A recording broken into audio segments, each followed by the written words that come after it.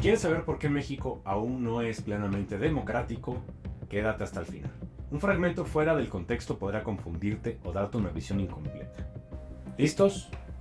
Vamos. Primero, ¿qué necesita una democracia real para funcionar? Esta pregunta es técnica, profunda y muchas veces más complicada de lo que parece, especialmente cuando se refiere a gobiernos que se autodenominan democráticos. Pero, antes de profundizar, necesitamos aclarar algo. ¿Qué significa exactamente vivir en una democracia?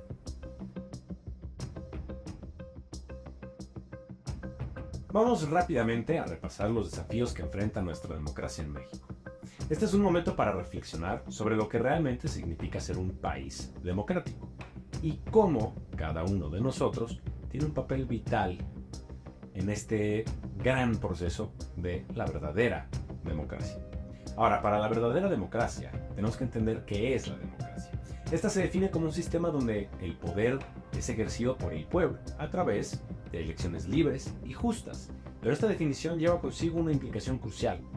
Cada ciudadano tiene el derecho y la responsabilidad de participar en las decisiones políticas que afectan sus propias vidas. Sin embargo, hay una disparidad inquietante entre lo que debería ser y lo que realmente es. En México nos enfrentamos a un panorama donde el desinterés y la desilusión se han hecho presentes y han reinado. Las recientes elecciones han mostrado cifras de participación alarmantemente bajas. Aunque en las pasadas elecciones tuvimos una participación considerable, las elecciones intermedias llaman a la atención por un desinterés y una desilusión. Han demostrado que la participación ciudadana es alarmantemente baja, llegando en ocasiones a menos del 40%. Y ahora en la elección judicial se espera con una participación menor a la del 20%. Esto es muy peligroso porque si el pueblo manda, ¿en qué momento el 20% decide sobre el otro 80%? E incluso hay que entender que en la vida democrática ya han pasado ocasiones donde el 40% elige sobre el otro 60% o más. Entonces, ¿dónde está el tema democrático aquí? Esta baja participación significa que una gran parte de la población no se siente representada. ¿Cómo podemos hablar de la democracia real cuando solo una fracción decide sobre el futuro de todos? Ahora, para entender a la democracia, es fundamental recordar los valores esenciales que debe sostener una democracia. En primer lugar, tenemos la soberanía popular, la voz del pueblo, que debe ser guía en la toma de decisiones. Sin embargo, esta soberanía se ve opacada por la falta de oportunidades para los ciudadanos, ya sea para que participen o se expresen, ya que la vida cotidiana se convierte en una lucha constante, donde las decisiones importantes parecen estar fuera de nuestro alcance. Entonces, ¿de verdad podemos decir que tenemos soberanía popular? En segundo lugar, tenemos la libertad de expresión. Este principio debería ser inolvidable, inviolable y sobre todo protegido, pero en México hemos visto cómo se silencia a la oposición y a quienes critican al gobierno. Por otro lado, la libertad de expresión y de redactar lo que se nos antoje no debería de ser una excusa para propagar desinformación a diestra y siniestra. Sin embargo, es alarmante cuando aquellos que informan son perseguidos y sus voces son acalladas. Entonces, podemos decir que tenemos libertad de expresión. En tercer lugar, tenemos el pluralismo político, la diversidad política y los partidos que puedan variar. Es esencial, pero el exceso y la fragmentación son problemáticos. Hemos sido testigos de un crecimiento excesivo en la creación de partidos políticos y grupos políticos. Esto no solo confunde al electorado como tal, sino que también dificulta la posibilidad de construir consensos. ¿Qué sentido tiene tener más oposiciones si ninguna es realmente efectiva y todos se oponen a todo? Y específicamente hablando del caso de la elección judicial, ¿de qué sirve tener una elección en la que no podemos conocer a nadie de los que están participando, mucho menos a todos, para hacer una decisión, un discernimiento justo sobre lo que necesita el país y lo que proponen estas personas, además de sus capacidades para desempeñar puestos? Porque además ya han salido varios varios casos de varios candidatos en la elección judicial donde se demuestra que han trabajado muy cercanamente con el crimen organizado y al mismo tiempo estas personas no representan una seguridad para el país. Pero discernir entre tantos miles de candidatos para México es muy complicado. Si cuando nosotros tenemos que discernir entre 3 diputados o 4 senadores o 3 gobernadores ya la vemos complicada, imagínate cuando ahora tenemos que discernir entre más de 200 personas para un puesto. No es posible conocer a todos, no es posible poder tener una orientación sobre lo que se está haciendo. Y es muy peligroso porque a la hora de la hora, ¿a quiénes estamos eligiendo para desempeñar estos puestos? En cuarto lugar, tenemos al Estado de Derecho. Este principio impone que todos, incluidos los líderes, estén sujetos a la ley. Sin embargo, México enfrenta un desafío muy grave aquí. La percepción de que la ley se aplica de manera desigual debilita la confianza en el sistema. ¿Cómo podemos hablar de un Estado de Derecho real cuando las leyes son manipuladas y la justicia es inalcanzable para muchos? Y muchos dirán, para eso es la reforma judicial. Pero el problema es que la reforma judicial solo agrava estos problemas, dado que antes eran jueces que por toda su vida habían pasado por la carrera judicial para desempeñar un puesto que era demandante en exceso y con además exceso de trabajo, así como muchos peligros que incluye ser juez.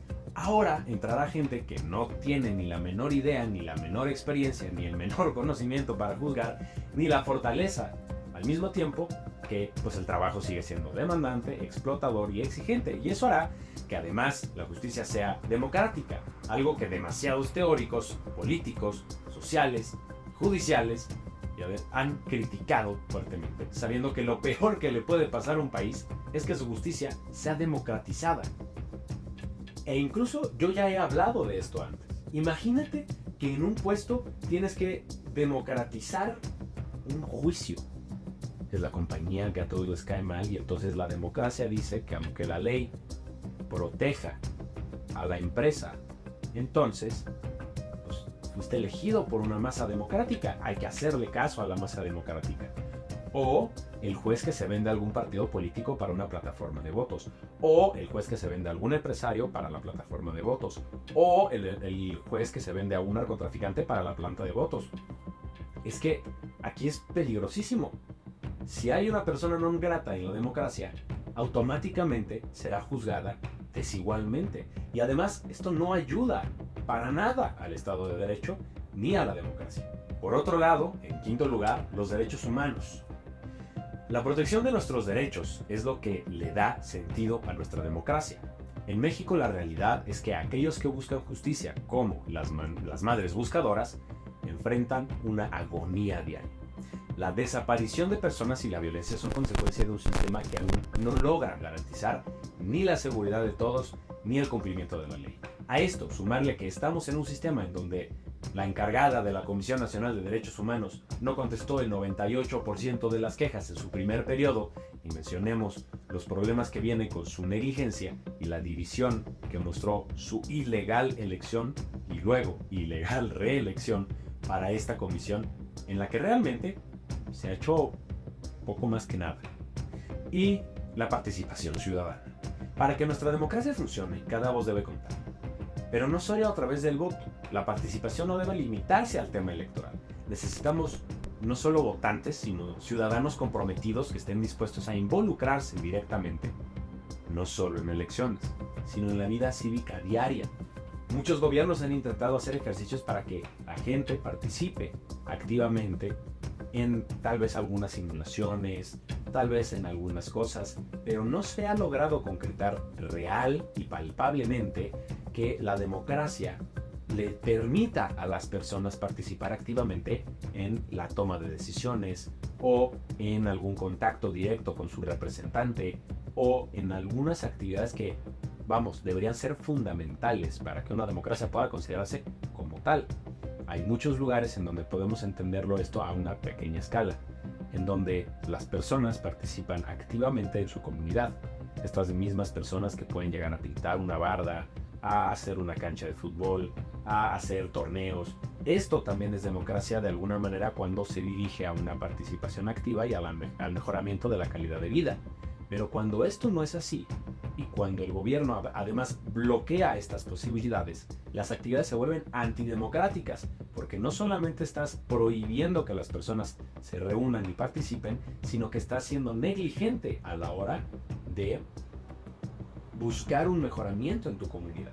Así nos queda claro que México no es democrático, y por muchas razones, por muchos problemas, y el gobierno, que se sigue subiendo el cuello presumiendo que seremos los más democráticos con la elección judicial, cuando no demuestran interés real en solucionar los problemas fundamentales que aquejan a la democracia mexicana.